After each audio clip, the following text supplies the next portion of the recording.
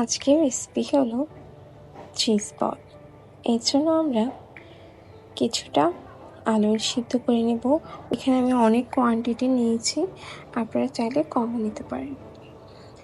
অল্প বুকে 2 পিস মুরগি নিয়েছি, তার সাথে টোটাল 6টা ব্রেডকে আমি ভিজিয়ে নিয়েছি। এবার আলুগুলোর মধ্যে হাফ চামচের মতো মরিচ, হাফ চামচের মতো লবণ, হাফ চামচের মতো গরম মশলা,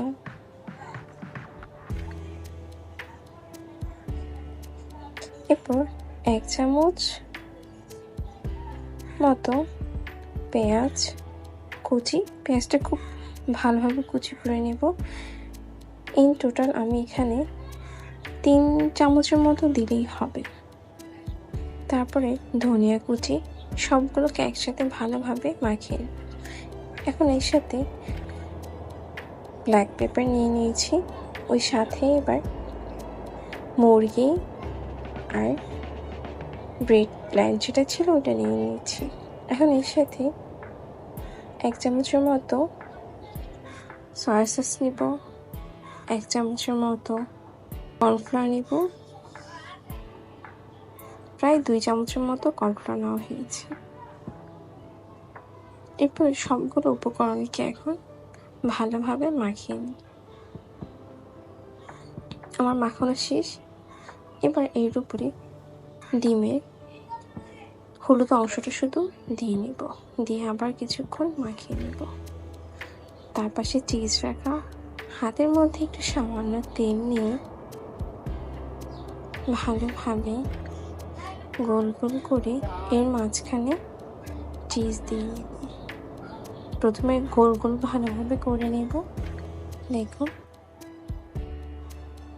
এবার গোল গোল করে নিয়ে মাঝখানে একটু ফাঁকা করে নেব, এর মাঝখানে চিজ দিয়ে নেব। আমি মজরেলা চিজ নিয়েছি, আপনারা পারলে অন্য কিছু নিতে পারেন, কিন্তু মজরেলা চিজ দিলে খুব সুন্দরভাবে এটা তৈরি হয়। এরপর মাঝখানে আবার সুন্দরভাবে গোল গোল করে নেব। এরকম আমি সবগুলোকে একসাথে করে নিয়েছি। এখন দেখুন আমার সাইজে ব্রেড ক্রাম্ব নিয়েছি, তার সাথে একটি ডিম নিয়েছি। এবার ডিমগুলোর মধ্যে একবার ডিপ করে তারপরে ব্রেড ক্রাম্ব দিয়ে ওইটাকে কভার আপ করে নেব, যেমনটা ভিডিওতে দেখা যাচ্ছে। দেখুন এরকমভাবে ব্রেড ক্রাম্বটি করে নিই। এভাবেই আমি সবগুলোকে করে নিয়েছি। তারপরে আমি এটাকে 20 মিনিটের জন্য ফ্রিজে রেখে দিয়েছিলাম।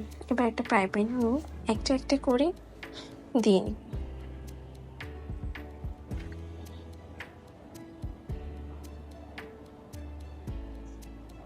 আমার এটা করতে প্রায় 5 মিনিটের মধ্যেই ভাজাটা হয়ে যাবে। দেখুন অলরেডি কিন্তু চিজ বের হয়ে যেতে নিচ্ছে। এখন আমাদের হয়ে গেল সুন্দর cheese ball, chicken cheese ball.